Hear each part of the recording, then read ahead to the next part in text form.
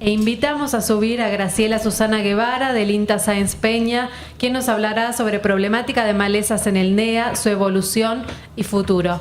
Buenos días. Primero quiero agradecer a los organizadores de esta reunión por invitarme a compartir un tema que cada vez es más relevante y más problemático, y esperemos que de acá salgamos todos conformes y con algunas, por lo menos algunas alternativas para poder llegar a solucionar este problema. Mi tema fundamental es la problemática de malezas en el NEA, y yo me referiré fundamentalmente a lo que es la problemática de malezas en la provincia del Chaco, ya que nosotros contamos con alrededor de 1.200.000, 1.400.000 hectáreas bajo cultivo, que esa producción está supeditada fundamentalmente a las condiciones climáticas, y de acuerdo al índice de software podemos decir que de acuerdo a las precipitaciones que nosotros tenemos una zona húmeda, que es la zona del este, que no es una zona netamente agrícola, y tenemos la agricultura se centra fundamentalmente en la zona subhúmeda seca oriental, y subhúmeda seca occidental, donde está caracterizada por la concentración de precipitaciones en el periodo estival, con muy bajas precipitaciones durante el periodo invernal, lo que nos limita mucho a nosotros la rotación de cultivos con la incorporación de cultivos invernales. Y como si nosotros vemos, como ya se ha mencionado, si vemos por ejemplo, el mapa de la REM, vemos que la problemática de malezas tolerantes y resistentes se centra en el oeste y sudoeste de la provincia, y también hacia el este de la provincia de Santiago del Estero, donde tiene características productivas bastante similares a las nuestras.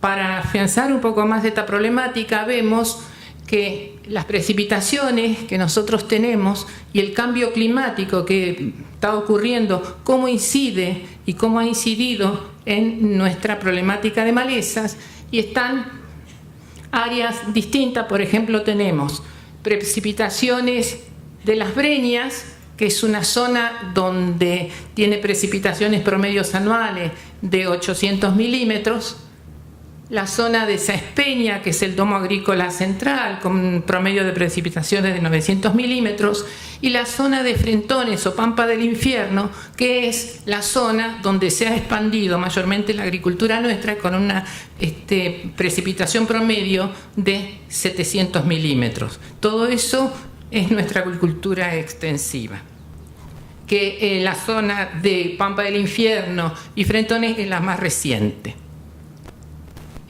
Como vemos acá, los principales cultivos de nuestra provincia se están dados fundamentalmente en la actualidad por soja, girasol, algodón y en menor medida maíz y trigo, y donde la concentración de las áreas cultivadas de algodón lo tenemos en los departamentos del sudoeste de la provincia del Chaco y parte del norte de Santa Fe. Y la producción, el cultivo de girasol y soja se centran un poco más hacia el oeste de la provincia, que ahí también están dadas la problemática de malezas, ¿no es cierto? Si nosotros analizamos la evolución de la agricultura en la provincia del Chaco, vemos que a partir más o menos del 69-70, el predominio de la superficie sembrada era con algodón, y las líneas verdes es de girasol, o sea, hasta mediados del 90 el predominio de los cultivos en la provincia eran algodón y girasol, donde se basaba fundamentalmente en aplicaciones de herbicidas de presiembra, trifluralina, labranza de inversión, cultivada en el entresurco. Algodón contaba más o menos hasta con 6 a 7 cultivadas en el entresurco, carpida manual.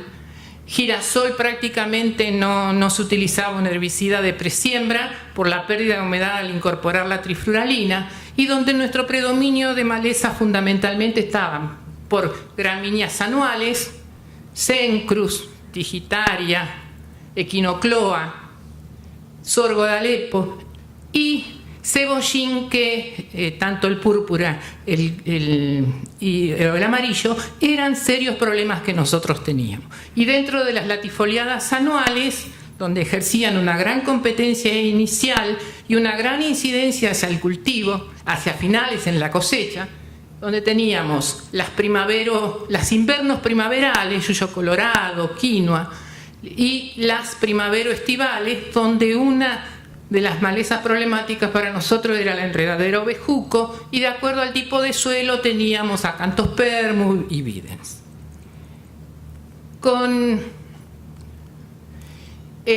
A partir de la década del 90 hay un cambio en el sistema de producción y donde aparece la labranza vertical por el gran deterioro de los suelos. La triflualina, al haber hecho una presión de selección durante mucho tiempo, controló gramíneas, pero afloraron aún más los problemas de malezas latifoliadas y fundamentalmente enredadera, que es una problemática en la cosecha de algodón. Se comenzó a utilizar otros mecanismos de acción, como prometrina, diurón en algodón, metribuzina en soja, que comenzaba a expandirse el cultivo de soja para esa época. Pero aún continuaba el escardillo en el entresurco, y en algodón la carpida manual todavía seguía manifestándose. A partir de fines de la década del 90, del 2000, como se observa la línea roja, hay una expansión del cultivo de soja, dado que ya se presentan cultivares resistentes a glifosato, adaptadas para nuestra zona. Aparece el algodón resistente a glifosato, el sistema de producción de algodón cambia, de pasar de a 1 metro, se estrechan los surcos, o sea que el manejo de la siembra de algodón nosotros lo podemos hacer como un cereal. Hay una adopción y una adaptación de la siembra directa, barbechos químicos, se descuidó todo lo que eran otros herbicidas, o sea, se usa glifosato más glifosato, y los dos cultivos principales ya están como resistentes a glifosato. Y ahí, a partir de la no remoción, del rastrojo en superficie y la dependencia total de glifosato, es que aparecen las malezas tolerantes y resistentes. Cabe aclarar acá que se tenía y se tiene conciencia del deterioro de los suelos, pero la adopción de la siembra directa no fue fundamentalmente por practicidad y economía del productor. O sea, no lo tomó a la siembra directa como un sistema, sino como algo práctico y mucho más rápido para hacerlo. Entonces, optó glifosato y, como nosotros decimos, sembrar directamente. No se consideró cobertura, rotaciones de cultivo. Y ahí al productor le aparece el problema de manejar las malezas en el barbecho, que hasta más o menos esa época lo hacía con labranza, ya sea de inversión o labranza un poco más conservacionista. Y durante el invierno tiene que manejar las malezas invernos primaverales. Por ejemplo, para la siembra de girasol, los mayores problemas son parietaria, gamochaeta, nos aparece rama negra, los sonchus, las violetillas, pero hay una maleza que, al adaptarse a la siembra directa y latifoliada, es la malva blanca, que ante un manejo desconocido crea varios problemas de fitotoxicidad, porque es donde se difunde mucho el uso de 2,4-D, con graves problemas de fitotoxicidad a cultivos sensibles, o sea, para preparar los barbechos de soja con fitotoxicidad hacia algodón y girasol. Y comienzan a aparecer otras malezas latifoliadas perennes, como borreria, gonfrena perenne o la pulchela, comelina. Y gramíneas, fundamentalmente perennes, o sea que pasamos de esas anuales, y las primeras que aparecieron fue el complejo Chloris trichloris, Sorgo-alepo, Digitaria insularis, Papophorum, de acuerdo al tipo de suelo y las condiciones climáticas, el Leucine, y este último tiempo también está aumentando la frecuencia de Eurocloa, como el ingeniero Figueroa lo estuvo mencionando. Actualmente, ¿qué problemas de malezas se presentan en nuestra producción? Hay un cambio en la flora de malezas, donde hay un predominio de malezas megatérmicas, de gramíneas megatérmicas, altamente eficientes en el uso de agua, de la radiación, con altas temperaturas. Latifoliadas perennes, donde nuestro problema fundamental es borreria o botoncito y gonfrena. Y especies resistentes, que ahora vamos a ver las que tenemos predominio. Hay un limitado uso de herbicidas con diferentes mecanismos de acción. Todavía se depende, a pesar de que se tiene conciencia, todavía se depende mucho de la utilización de glifosato. Escasas rotaciones, las condiciones climáticas impiden muchas veces incorporar cultivos invernales, a pesar de que ahora ya se está trabajando bastante en cultivos de cobertura. Y todavía hay un insuficiente conocimiento de las malezas y de los herbicidas. Y de las malezas resistentes que nosotros tenemos en nuestra zona está el Amaranthus híbrido, el Amaranthus palmieri, bastante difundido, la Echinocloa colona, que el productor no le ha dado la importancia que realmente tiene, Sorgo-alepo resistente, Digitaria insularis, que es un problema fundamental en estos momentos, y las presencias de malezas potencialmente resistentes que en nuestra zona y por condiciones ambientales que podemos tener son el Leucine indica y abundante presencia de Conisa bonariensis y sumatrensis. Así que no nos cabe extrañar que en cualquier momento también tengamos presencia de resistencia con estas malezas. Para el futuro, ¿qué problemas se puede llegar a presentar? Van a aparecer nuevas malezas. Con la presión de selección que nosotros estamos haciendo, van a aparecer nuevas malezas tolerantes y resistentes. Va a haber pocos herbicidas nuevos, nos vamos a tener que manejar con los actuales. No existe la bala de plata, así que nos vamos a tener que manejar con aplicaciones secuenciales, mezclas de productos. Ya como lo dijo el ingeniero Figueroa, hay que intensificar los conocimientos en malezas y en herbicidas. Aparecerán cultivos con nueva resistencia. Ya soja resistente a hormonales, algodón resistente a hormonales, lo más probable que aparezcan, cultivos resistentes a HPPPD, así que saber manejarlos correctamente e integrarlo en nuestro sistema de producción. Y se incrementará el uso de los aplicadores selectivos, que debemos hacerlo muy racionalmente y con mucho cuidado. ¿Qué debemos hacer ante esta problemática? Intensificar el monitoreo de los lotes, ya el ingeniero Figueroa lo mencionó, prácticamente ahora hay que trabajar todo el año. Como yo le digo, muchachos, bajémonos de la camioneta y caminemos el lote todo el año. Para eso necesitamos tener conocimiento de las malezas. No esperemos que cuando estén florecidas, sino tenemos la obligación de conocerlas en el estado vegetativo, y para eso se está trabajando y se están haciendo bastantes jornadas de reconocimiento de malezas. Tomar más conocimiento de los herbicidas. Conocer su mecanismo de acción, sus características físicas y químicas de los productos y su comportamiento en el medio.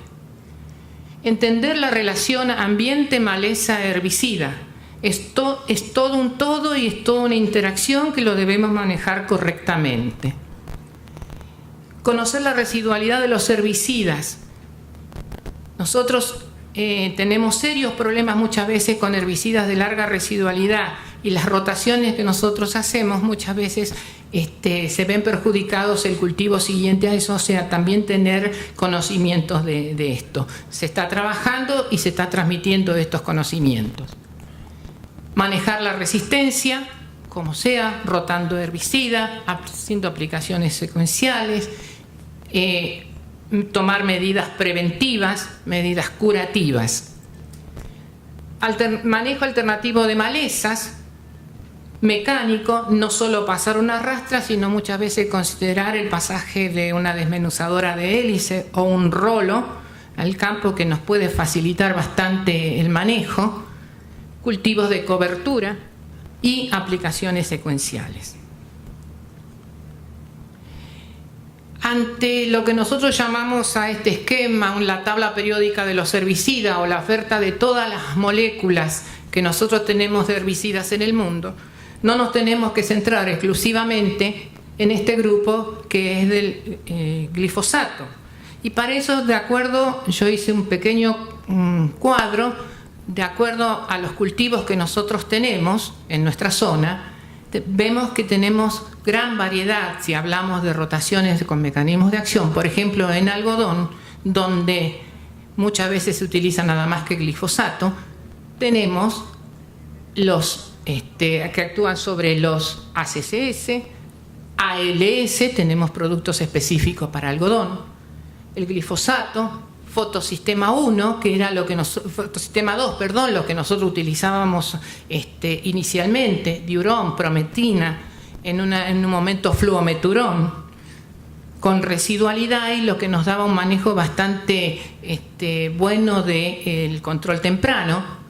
Inhibidores de plántulas, metolaclor, acetoclor, inhibidores de mitosis, trifluralina, pendimetalin, PPO, piraflufenetil, previo a la siembra del algodón, flumioxacinsa, flufenacil y fotosistema 1, paraquat y muchos más. Así que dentro de lo que es el barbecho son estos últimos. O sea que, como vemos, hay un gran abanico de productos con diferentes modos de acción y no solo circunscribirnos al glifosato. Lo mismo en soja, todo el grupo que nosotros tenemos. Acá, por ejemplo, figuran HPPPD, fluorocloridona. En algodón también se puede llegar a utilizar con ciertas restricciones, así que vemos que no es limitada nada más que a una molécula, sino tenemos varias. Bueno, también vemos los grupos químicos que tenemos para soja, los grupos químicos para maíz y trigo, que no hay mucha superficie, pero se intensificó un poco y en el esquema de rotaciones tienen que incluir. Vemos todas las alternativas de principios activos que contamos y no circunscribirnos nada más que al glifosato. Bueno, nosotros no tenemos que buscar una receta. Como nosotros decimos, cada situación es dinámica y tenemos que manejarla de acuerdo a la problemática que se presenta. Para eso tenemos que tener todos nuestros conocimientos, volcarlos con inteligencia y en forma integral. Sí, veamos lo que se está haciendo, pero cada caso en particular, y no trasplantemos y no pasemos receta de un lote a otro, porque son situaciones distintas y no podemos circunscribirnos nada más que a eso. Bueno, esto es todo. Quedo a la espera de sus consultas. Me despido con nuestro cultivo emblema, mis datos acá y cualquier consulta a su disposición. En la inscripción